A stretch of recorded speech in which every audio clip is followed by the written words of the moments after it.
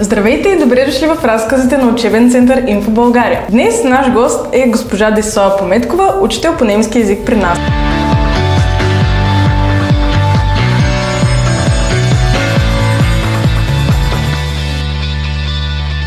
Разкажете ни накратко за вас и за вашия професионален път. От 2 години и половина работя в учебен център Info България и за мен е удоволствие да работя с млади хора, както и възрастни, и да предавам знания на хората. Срещата с млади хора и деца, независимо от възрастовата група, е удоволствие за мен. Тъй като знаем, че сте живяли в Германия известно време, разкажете ни за този период от живота ви. Да, с удоволствие.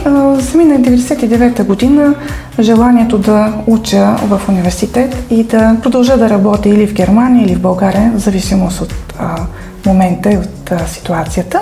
Първо попаднах в Лайпциг, където посещавах курс по немски език и след успешно представяне на изпита започнах да следвам в университета в Дрезден. Специалността, която завърших в Дрезден, това е магистър по мениджмънт, а в Франкфурт на Ода вече имах възможността да продължа да се развивам и да завърша магистър по европеистика и магистър по комуникация. Разкажете ни как решихте да станете учител? Любовта ми към немски език, желанието ми да предавам знания на хората ме мотивира изключително много да стана учител по немски език в учебен център Info България. Може би на това място бих искал да благодаря на екипа, с който работим вече 2 години и половина заедно. А какви съвети бихте дали на хора, които тепърва искат да се занимават с този красив, но труден език? Езикът е богатство. Човек трябва да преодолее този страх към езика. Целта, която може да си постави, да преодолее нови светове, да получи нови знания и да бъде мотивиран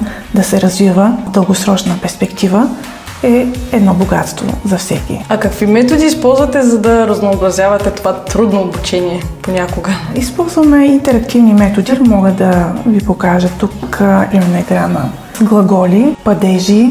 Имаме в немски език има различни падежи, примерно номинатив, акузатив, датив и генитив. Игра на думи, примерно. Ако ще може да направим една игра. Да, искам да си стегля думичка. Безухен. Безухен означава посещавам и когато всеки изтегли по един късмет, след това превеждаме думата и след правим изречение. Примерно и безухен майне фамилия. Посещавам моето семейство. Това е доста интересно.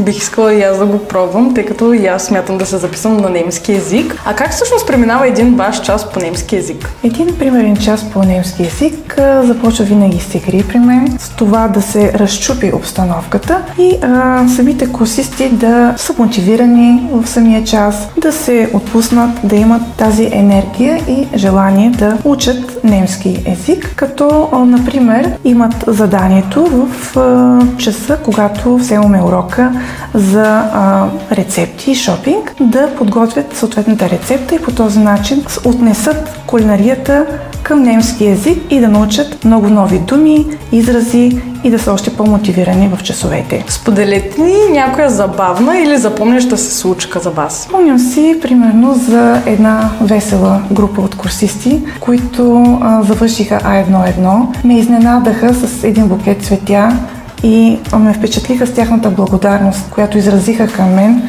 Точно в момента, когато получиха своите сертификати, виждах тяхната любов, благодарност, желание да ползват този език за тяхното бъдеще, с което ме мотивират и до днес, както те, така и бъдещи курсисти. Много ви благодарим, че бяхте наш гост днес. Надяваме се да ни гостувате отново. Благодаря ви за това интервю. А вие може да ни оставите коментар дали сте изучавали немски език, а ако не сте, бихте ли го изучавали?